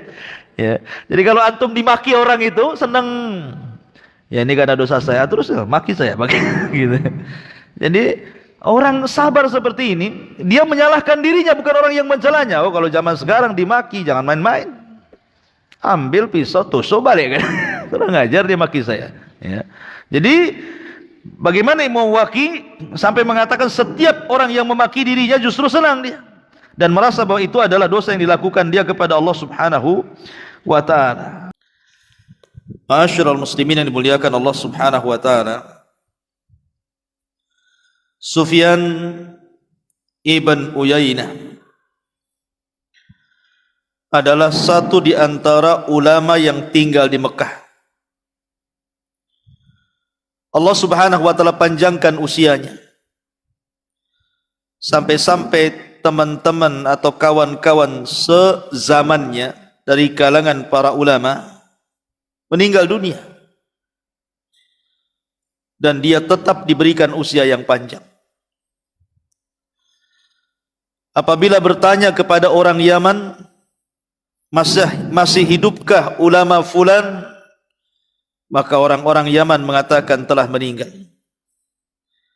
Apabila dikatakan kepada penduduk Irak, masih hidupkah ulama kalian yang ada di Irak, maka mereka pun mengatakan telah meninggal. Dan begitu seterusnya, kecuali Sufyan ibn Uyainah Allah berikan usia panjang, sehingga kala itu dialah satu-satunya ulama yang ada di permukaan bumi yang paling alim, karena sudah tidak ada lagi orang yang hidup sezamannya. Dia sendiri hidup, sehingga tidak ada majlis yang paling banyak dihadiri para talabatul ilmi melebihi majlisnya Sufyan ibn Uyainah ini. Satu dunia tumplak kekah hanya ingin belajar kepada Sufyan ibn Uyainah, karena para ulama sezaman dengan dia meninggal dunia. Sehingga tujuan para talabatul ilmi dari berbagai macam penjuru dunia, dari Kufah, dari Basrah, dari Yaman, dari Syam, dari Wara'an Nahar, dari mana-mana negeri, datang ke Mekah itu hanya ingin belajar kepada Sufyan ibn Uyainah, sehingga yang belajar kepada dia khalqun katsir, makhluk yang sangat banyak, tidak terhitung jumlahnya, saking banyaknya. Ma'asyiral muslimin yang dimuliakan Allah Azza wa Jalla, Sufyan ibn Uyainah adalah ayahnya. Dijelaskan bahwa Uyainah tinggal di Kufah di Kufah di Irak. Lah ayahnya Uyainah ibn Abi Imran ini dijelaskan bahwa dia seorang penjual emas, tukar emas dengan perak, bahasa kitanya money changer lah, bahasa Arabnya soirafi namanya, kalau bahasa kitanya money changer. Lah karena banyak hutang, akhirnya kemudian seluruh kekayaannya dijual, menutupi hutangnya. Kemudian satu keluarga hijrah dari Kufah menuju Mekah. Ketika itu Sufyan usianya masih 3 tahun dan memiliki beberapa saudara. Ada yang mengatakan 4 bersaudara, ada yang mengatakan 6 bersaudara. Sufyan ini paling bungsu, dan ketika sampai di Mekah usianya 3 tahun. Lah ketika itu memang bapaknya yuhibbul ilma wa majalisal ulama. Memang bapaknya cinta dengan ilmu dan majlis ulama. Jadi ketika Sufyan masih kecil usia 3 tahun itu dibawa sama bapaknya ke majlis Atha bin Abi Rabah. Atha bin Abi Rabah ini adalah tabi'in yang berjumpa dengan para sahabat. Lah ketika kemudian besar, Sufyan ibn Uyainah masih hafal tuh. Dulu waktu aku usia 3 tahun aku diajak bapakku, itu kecerdasan hafalan Sufyan. Di usia 3 tahun dia masih ingat loh ya. Dan saya nggak yakin antum di usia 3 tahun antum ingat kan? Tah main kelereng, tah main apa lah terserah kan gitu kan. Pasti antum nggak ingat kan gitu. Nggak mungkin ingat. Waktu saya 3 tahun ini keluar umbel atau tidak, nggak tahu kita, ya kan? Tetapi karena kecerdasan hafalan Sufyan, dia ingat tuh usia 3 tahun itu, bayangkan. Usia 3 tahun dia ingat, dulu aku dibawa bapakku ke majelisnya Atha bin Abi Rabah katanya. Luar biasa ajaib Sufyan ibn Uyainah. Lah ibunya itu juga cinta dengan ilmu. Akhirnya kemudian diarahkan oleh ibundanya Sufyan ibn Uyainah sehingga di usia 5 tahun sudah hafal Quran. Usia 5 tahun sudah hafal Quran. Pertanyaannya usia 5 tahun anak sekarang ngapain itu? Kan gitu ya. Usia 5 tahun anak sekarang ya jajan kerjanya, apalagi ke warung busri situ. Anak-anak kecil ya. Ya, 5 tahun gitu ya. Tapi Sufyan ibn Uyainah ini 5 tahun sudah hafal Quran. Luar biasa. Sampai suatu ketika masyarul muslimin yang dimuliakan Allah Azza wa Jalla, Sufyan ibn Uyainah ini kemudian ketika masih kecil, ketika usianya sekitar 7-10 tahun gitu ya, berjumpa pula dia dengan seorang ulama yang bernama Amr ibn Dinar. Amr ibn Dinar itu salah satu muridnya Imam Zuhri. Lah Amr ibn Dinar ini ulama besar Mekah kala itu. Sufyan masih kecil, masih 10 tahunan gitu kan. Tetapi sudah hadir di majelisnya siapa? Amr ibn Dinar. Jadi suatu ketika perdana dia menghadiri majelisnya Amr ibn Dinar. Amr ibn Dinar ini membacakan 17 hadis. Kalau disebut hadis bukan matannya saja, tapi dengan sanadnya sampai kepada Nabi SAW. Lah kemudian Sufyan kecil ini usia 10 tahun ini ingin mendekat kepada Amr ibn Dinar, dan Amr ibn Dinar itu adalah ulama dunia, kabirul hufad. Jadi dia perhatikan dari pintu mana dari Masjidil Haram kalau dia masuk itu. Akhirnya setelah majelis ilmu kemudian diikuti. Oh, dia kalau datang lewat sini, kalau pulang lewat sini. Karena Masjidil Haram itu kan banyak pintunya tuh. Kalau pertama ke sana bisa nyasar itu, pintunya sama semua. Ya kan? Lah, akhirnya kemudian pada hari berikutnya Amr ibn Dinar kan datang pakai keledai. Pakai keledai. Keledai itu sekelas Corolla. Corolla ke Corona. Ya. Kalau yang sekelas Avanza itu unta, ya, unta lah sekelas Avanza. Kalau unta merah sekelas Fortuner gitu ya. Kalau keledai ya Corolla lah, Corolla tahun 77. Ya namanya ulama kan, nggak mungkin lah yang bagus-bagus, sederhana ulama ya. Amr bin Dinar naik keledai. Ya. Jadi ketika sampai saja, kemudian di pintu Masjidil Haram, langsung nih Sufyan ibn Uyainah ini mengambil tali kekangnya. Kemudian dia menawarkan tangannya seperti ini agar kakinya dia itu turun lewat tangannya. Nah, kesinilah gitu maksudnya, kakinya ke sini gitu. Biar turun lewat tangannya. Itu usia 10 tahun tuh. Ingin menghormati ulama. Lah disitulah takjub Amr ibn Dinar, kemudian mengatakan jangan, kemudian diusap kepalanya. Lah ketika itu mengatakan, ista'zin li ya Syekh, izinkan aku ya Syekh, saya ingin membacakan hadis yang kuajarkan kemarin dari hafalanku. Jadi sambil berjalan dari Himar menuju Masjidil Haram dibacakan tuh. Subhanallah, tidak ada yang salah satupun, tidak ada lahan sedikit pun. Disitulah takjub Amr ibn Dinar di usia yang belum balik, tetapi anak ini sudah punya kecerdasan. Makanya Amr Dinar kemudian mengatakan, engkau harus jadi murid khususku. Ya, jadi dihormati betul tuh. Umur 10 tahun, maka Amr ibn Dinar mengumumkan kepada murid yang sudah tua-tua itu, ini murid khusus saya. Jadi kalau seandainya dia datang dari rumah itu sudah gagah umur 10 tahun ya, sudah gagah, bawa, kalau anak sekarang bawa tas Batman gitu ya. bawa pena, bawa apa gitu ya. Anak sekarang kalau mau sekolah lah gitu kan. Nanti masuk Masjidil Haram, apa kata orang-orang? Ibsahu faqad ja'akum syaikhun saghir katanya. Awas kasih jalan, telah datang saya kecil gitu. Akhirnya sampai depan, duduk di depan.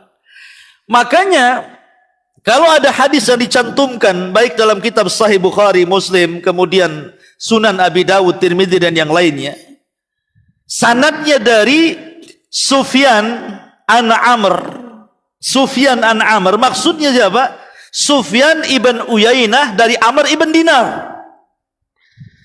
Ya, kalau ada kalimat haddatsana Sufyan an Amrin, berarti maksudnya Sufyan ibn Uyainah dari Amr ibn Dinar, bukan Sufyan Ats-Tsauri. Walaupun Sufyan Ats-Tsauri mengambil hadis dari Amr ibn Dinar tapi sedikit. Begitu juga Zuhri. Ya. Pada ulama besar tuh. Kenapa?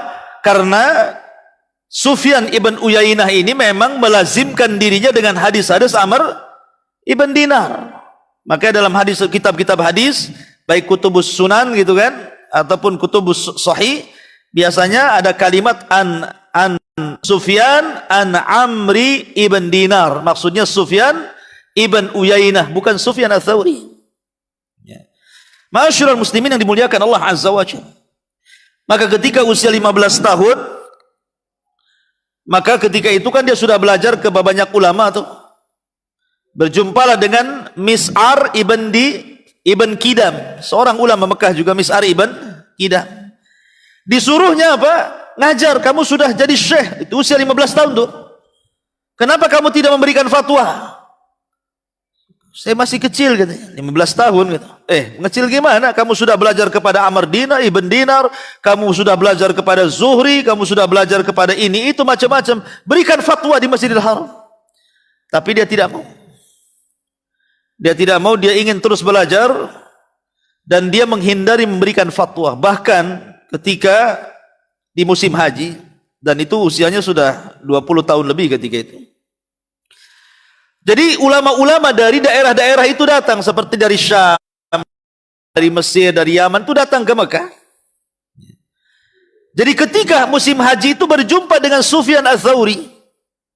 Sufyan Ats-Tsauri ini dua Sufyan ini. Satu Sufyan ibn Uyainah, satu Sufyan Ats-Tsauri. Dua Sufyan namanya. Dan dua-duanya ulama dunia. Sama dengan Hamadan.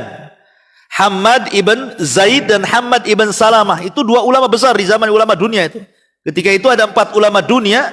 Sufyan ibn Uyainah, Sufyan Ats-Tsauri, Hammad ibn Zaid, Hammad ibn Salamah. Kata Abdullah bin Mubarak rahimahullahu ta'ala, wallahi mattajartu illa li arbah. Demi Allah, aku tidak jadi peniaga, jadi pedagang. Tidaklah aku jadi pedagang kecuali karena 4 ulama ini. Kata Abdullah bin Mubarak kan orang kaya kan. Orang kaya Irak tuh ya. Bahkan kalau seandainya dibagi-bagikan kekayaannya cukup untuk sepertiga penduduk Irak itu. Saking kayanya Abdullah ibn Mubarak itu. Padahal dia ulama besar tuh ya. Kata Abdullah ibn Mubarak, demi Allah aku tidaklah aku berdagang menjadi kaya raya seperti ini kecuali karena 4 ulama. Satu Sufyan ibn Uyainah, satu Sufyan al-Thawri, satu Hamad ibn Zaid, dan ibn Salamah. Karena yang menggaji mereka itu adalah Abdullah ibn Mubarak. Abdullah ibn Mubarak itu menggaji 4 ulama ini. Walaupun yang digaji bukan hanya 4 ulama, ada 500 ulama lebih digaji. Salah satunya Fudhal bin Iyad, sudah saya ceritakan. Tetapi tujuan utama menggaji itu 4 ulama ini. Jadi tiap bulan dikirim duit itu. Harusnya di masa corona ini bukan ojol saja yang diperhatikan ya. Harusnya Pak Ustadz juga diperhatikan harusnya. Karena Ustadz juga manusia. Ustadz juga manusia, perlu makan ya, perlu makan, perlu beras. Ini yang ojol aja. Apa Ustadz harus jadi ojol dulu baru dibantu? Iya, Ustadz ini harus dipakaikan dulu helm ojol lah, baru dapat tentu bantuan. Kalau belum pakai helm ojol belum dapat. Iya. Ma'asyiral muslimin yang dimuliakan Allah Azza wa Jalla. Baik. Jadi Sufyan ibn Uyainah kembali. Sufyan ibn Uyainah, subhanallah ya, ikhwan. Banyak kisah-kisah yang bisa kita ambil. Di antaranya, sebelum saya kisahkan, saya akan sebutkan beberapa pujian dulu para ulama. Pertama, berkata Ibnul Mubarak ketika bicara tentang Sufyan ibn Uyainah. Qala Ibnul Mubarak su'ila Sufyan al-Thawri an Sufyan ibn Uyainah faqala dhaka ahadul ahadin wa ma aghrabu. Katanya Ibnul Mubarak, aku bertanya kepada Sufyan al-Thawri, bagaimana menurutmu tentang Sufyan ibn Uyainah? Katanya Sufyan al-Thawri itu satu-satunya orang yang paling aneh. Ya. Kenapa? Dia alim, hafidh, faqih, semua ada. Cerita fikih dia gudangnya, cerita hadis dia gudangnya, cerita tafsir dia gudangnya. Pokoknya dia ulama dunia. Makanya Abu Hatim Ar-Razi yang sudah saya ceritakan kisahnya, Sufyan ibn Uyainah imamun thiqatun kana a'lamu bi hadithi Amr ibn Dinar min Syu'bah. Sufyan ibn Uyainah adalah imam yang thiqah. Dan dia orang yang paling paham dengan hadis Amr ibn Dinar dari Syu'bah sendiri. Padahal Syu'bah itu banyak mengambil hadis dari Amr ibn Dinar. Tetapi riwayat Ibn Uyainah lebih alim dibandingkan Syu'bah periwayatan dari Amr ibn Dinar. Kata Abu Hatim Ar-Razi. Kemudian Yahya bin Ma'in huwa asbatun nas. Dia manusia yang paling mantap, paling kokoh, paling kuat fi Amr ibn Dinar dalam hadis-hadis Amr ibn Dinar. Bahkan dikatakan oleh para ulama juga, diantaranya perkataan Bishr ibn Mufaddil, ma baqiya ala wajhil ardi ahadun yushbihu Sufyan ibn Uyainah. Tidak ada di permukaan bumi ini yang bisa persis. Nah, artinya tidak ada tandingan. Ma'asyiral muslimin yang dimuliakan Allah Azza wa Jalla. Keluasan ilmunya diakui Imam Syafi'i. Jadi keluasan ilmunya Sufyan ibn Uyainah sampai diakui oleh Al-Imam Asy-Syafi'i rahimahullahu taala. Bahkan Imam Syafi'i mengatakan wajadtu ahaditsal ahkami kulliha inda Ibni Uyainah siwa sittata ahadits. Wa wajadtuha kullaha inda Malik siwa 30 haditsan. Katanya Imam Syafi'i, aku dapati seluruh hadis-hadis yang bicara tentang hukum-hukum, ya hukum ibadah, hukum muamalah, itu aku baca dari hadis-hadisnya Ibn Uyainah kecuali 6 hadis. Begitu juga aku dapati banyak hadis-hadis dari Malik kecuali 30 hadis. Kemudian Abdurrahman ibn Mahdi mengatakan kana Ibnu Uyainah min a'lamin nasi bi hadisil Hijaz. Imam Ibn Uyainah adalah orang yang paling alim dengan hadisnya Hijaz. Kemudian di antara syuyukhnya, siapa guru-gurunya dan siapa murid-muridnya. Di antara guru-gurunya tadi sebutkan yang pertama Amr ibn Dinar, kemudian Abdul Malik ibn Umair, kemudian Abu Ishaq As-Sabi'i, nanti saya kisahkan kisahnya menarik Abu Ishaq As-Sabi'i. Kemudian Al-Aswad ibn Qais, kemudian Ibrahim ibn Musa, Ishaq ibn Abdullah ibn Abi Talhah, Israel ibn Musa, kemudian juga Humaid ibn Qais Al-A'raj, Ja'far As-Sadiq dan lain sebagainya. Ini murid-muridnya banyak sekali. Ya. Adapun murid-muridnya Imam A'mash. Imam A'mash menarik lagi kalau kita ceritakan, karena A'mash ini orang yang buta, tapi jadi ulama besar. Ya. Imam A'mash, kemudian Syu'bah juga muridnya. Syu'bah sudah saya ceritakan, Syu'bah. Abu Bistam. Kemudian Sufyan Ats-Tsauri juga mengambil hadis dari Sufyan ibn Uyainah, termasuk gurunya juga. Kemudian Abu Ishaq Al-Fazari, Hamad ibn Zaid, Hasan ibn Hayy, kemudian Ibnul Mubarak, Qais ibn Rabi, dan banyak lagi para ulama yang menjadi murid-murid beliau. Dia ulama dunia melahirkan ulama dunia. Ulama dunia yang melahirkan ulama dunia ini Sufyan Ats-Tsauri ini. Ma'asyiral muslimin yang dimuliakan Allah Azza wa Jalla. Baik, kita akan cerita beberapa kisah dari perjalanan hidupnya. Ma'asyiral muslimin yang dimuliakan Allah Subhanahu wa taala. Pertama, kisah dengan Khalifah Harun Ar-Rasyid. Jadi suatu ketika Sufyan ibn Uyainah ini sedang tawaf, dan dia orang yang paling banyak melaksanakan haji. Sufyan ini gak kehitung, karena ya orang Mekah, ya wajar lah ya.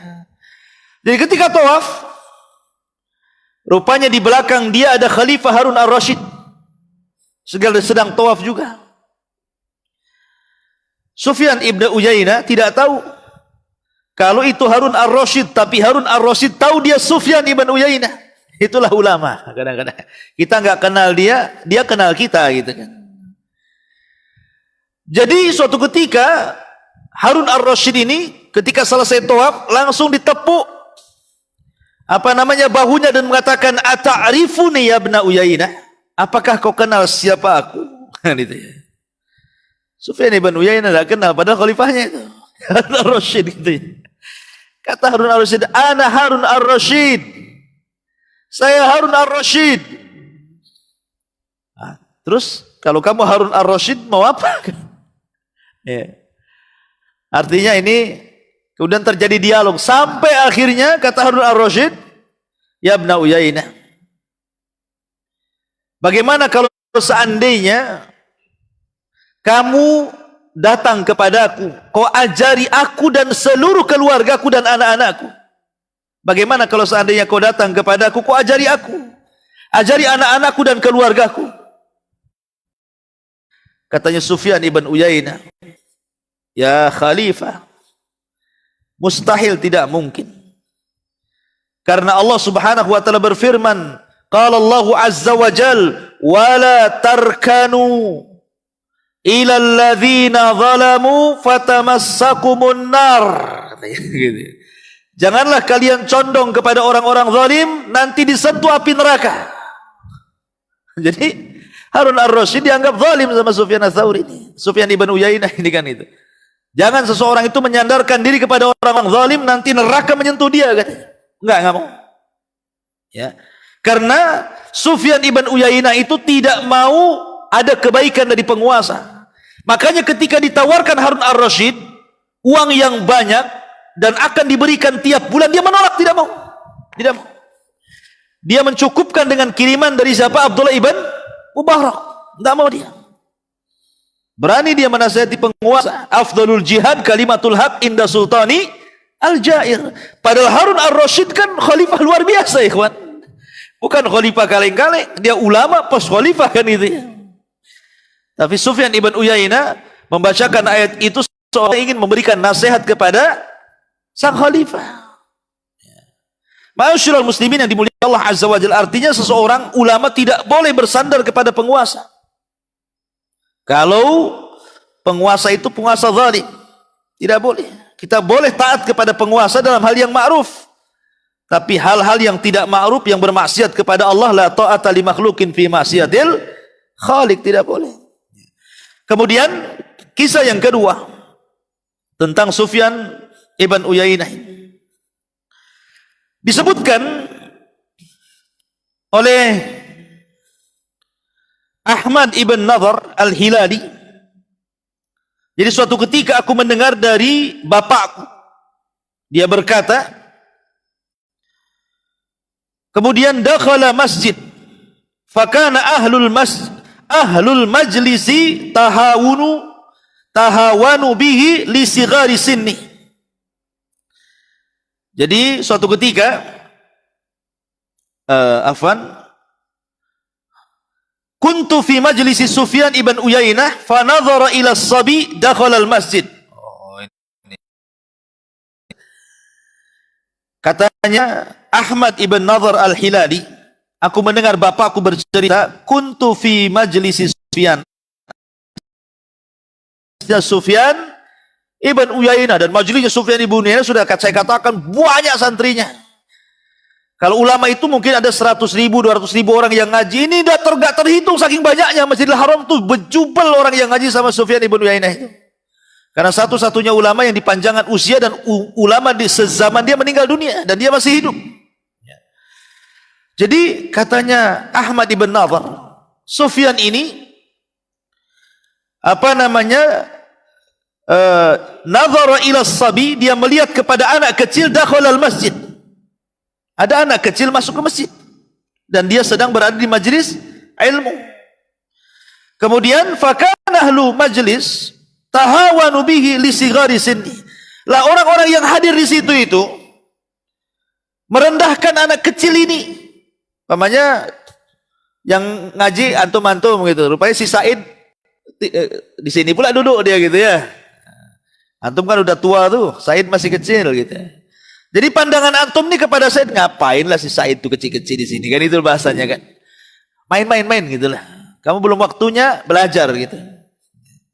Maka ketika manusia melirik kepada anak kecil yang baru datang itu, yang duduk itu, dan mereka meremehkan anak itu, faqala Sufyan, maka Sufyan mengatakan, kadzalika kuntum min qablu famannallahu alaikum. Dia bacakan ayat surah An-Nisa ayat 94. Kadzalika kuntum min qablu, begitulah kalian sebelum sekarang jadi dewasa-dewasa ini kan. Famannallahu alaikum, maka Allah berikan karunia kepada kalian. Ingat, jangan meremehkan anak kecil, kalian juga pernah kecil masalahnya. Pernah kecil. Bahkan yang kecil itu siapa tahu nanti dia jadi ulama besar. Kemudian Sufyan ibn Uyainah menceritakan dirinya. Kata Sufyan ibn Uyainah, ya Nadhr, lau ra'aitani, kalau engkau melihat dulu aku ketika belajar kepada siapa? Amr ibn Dinar. Ketika itu wali asyara sinin, usiaku masih 10 tahun, teman-temanku sudah tua. Kemudian sementara tuli khamsata ashbar, tinggiku 5 jengkal. Nah, 5 jengkal. Tinggiku 5 jengkal. Dulu aku 10 tahun, tinggiku 5 jengkal katanya. Kemudian wa wajhika dinar, wajahku seperti uang dinar, bulat. Masih bulat. Dia mengkisahkan dirinya gitu ya. Kemudian thiyabi sighar, pakaianku kecil pendek. Akmami qisar, kemudian imamahku juga pendek gitu kan. Wa na'lika adanil fa, kemudian kedua sandalku seperti telinga tikus. Jadi dia dikisahkan kisah, dulu aku masih 10 tahun ya kan, tinggiku pun 5 jengkal dia bilang, pakaianku masih pendek, imamahku juga pendek, kemudian sandalku seperti telinga tikus. Jadi dijelaskan tuh, terus disifatkan. Kemudian walakin, akan tetapi aku datang ke majlis Zuhri, aku datang ke majlis Amr ibn Dinar, wal an kama ra'aitumuni, dan sekarang kalian bisa lihat aku sekarang ini. Artinya apa? Jangan remehkan anak-anak gitu kan. Jangan remehkan anak-anak. Terkadang kita tidak tahu anak itu punya potensi yang kelak menjadi ulama besar, kelak jadi menteri, kelak jadi presiden, kelak jadi macam-macam. Kita tidak tahu gitu ya. Maka seorang guru, seorang ustadz, jangan pernah meremehkan satu pun dari talabatul ilmi. Ya, di Jabaludi kan banyak nih santri, jangan satu pun diremehkan. Mungkin yang satu nakal, yang satu baik, yang satu senyum, yang satu gimana, samakan semuanya. Karena mereka punya kelebihan dan kekurangan. Gitu, maksudnya. Bagaimana di sini Sufyan ibn Uyainah pendidik, begitulah seorang guru mendidik murid-muridnya. Bahkan Sufyan ibn Uyainah suatu ketika mimpi, ra'aitu ka'anna asnani saqatat. Aku melihat seolah gigi-gigiku lepas dalam mimpiku itu. Jadi dia mimpi, dalam mimpinya giginya rontok. Giginya rontok gitu. Kemudian fadzakartu dzalika li Zuhri. Cobalah aku bertanya kepada Imam Zuhri soal mimpiku ini. Ya. Artinya boleh kita bertanya kepada orang yang memang bisa mentakwil mimpi. Kalau tidak jangan. Kalau mimpi yang baik terserahlah ceritakan kepada siapapun. Kalau mimpi baik gak apa-apa ya gitu ya. Tapi kalau mimpi buruk jangan diceritakan kecuali memang kepada orang yang ahli takwil, karena Rasulullah yang melarang tidak boleh menceritakan itu. Ini rontok gigi mimpi baik apa mimpi buruk tuh? Mimpi buruk lah rontok gigi. Masa mimpi baik ya? Nah, boleh bertanya kepada orang yang memang pakarnya supaya tidak mentakwilkan yang enggak gitu ya. Ya. Seperti ada orang yang bermimpi dikejar-kejar ular, dibeli ular, enggak usah diceritakan. Ustaz, saya semalam mimpi, kenapa? Dikejar-kejar ular. Nanti kata udah suaminya mau nikah lagi nih, dikejar-kejar orang katanya. Ha, kan jadi takwilnya nyesel pula jadinya. Jadi enggak usah diceritakan. Ya. Lah, kecuali memang orang yang dijadikan ini memang orang yang ahli takwil seperti Imam Zuhri. Diceritakan Imam Zuhri, semalam aku tidur mimpi tiba-tiba gigiku rontok semua gitu ya. Maka apa katanya Imam Zuhri? Tamutu asnanuka wa tabqa anta. Ya Sufyan, itu pertanda bahwa kawan-kawanmu akan mati dan engkau satu-satunya orang yang hidup.